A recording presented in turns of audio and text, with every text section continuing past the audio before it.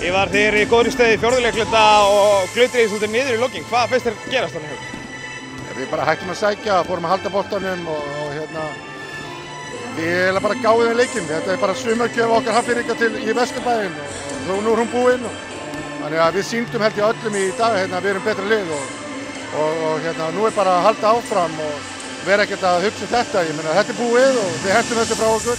Nú komum við bara grimmir í næsta leik. Má ekki segja svolítið að óskynsemin hefði orðið ykkur að falli hérna í lokin?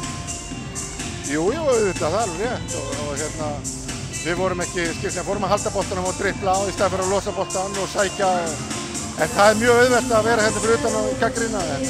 En við töpum þessu bara sem lið. Ég meina við höfum átt að taka kannski tíma fyrir og fara betur yfir hlutina þannig að það var margt sem að við töpum þessu allir og við tökum þessu bara á og svo hverju öðru hundsliti og bara komum grimmir til leiks næst. Hefur engar áhyggjur af því að þetta moment sem að snýst núna með KR gæti snúið við stemningunni í einvíginu? Nei, við sýndum að við erum betra lið og ég held að hafa allir í húsinu séð það og ég held að KR-ingarnir þurfi að koma skjálfandi til okkar. Það eina sem við getum gert er að reyna að æsa leikinn eitthvað upp til þess að vinna okkur og þannig að við höldum bara áfram og okkur trú og bara spilum okkar leik. En svo segir þetta var mikill hiti í þessum leik og mikið ég meina það var dómar hér og þar sem ekki allir voru sáttir við.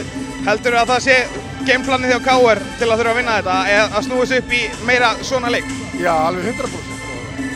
Það var líka Selfs Keflvíkinga og það er Selfs KR líka og ég meina við þurfum náttúrulega að hafa kjark og þor til að standast það og við erum búin að sýna það að við hefum oft lent í áföllum og við komum alltaf tilbaka og við gerum það líka núna.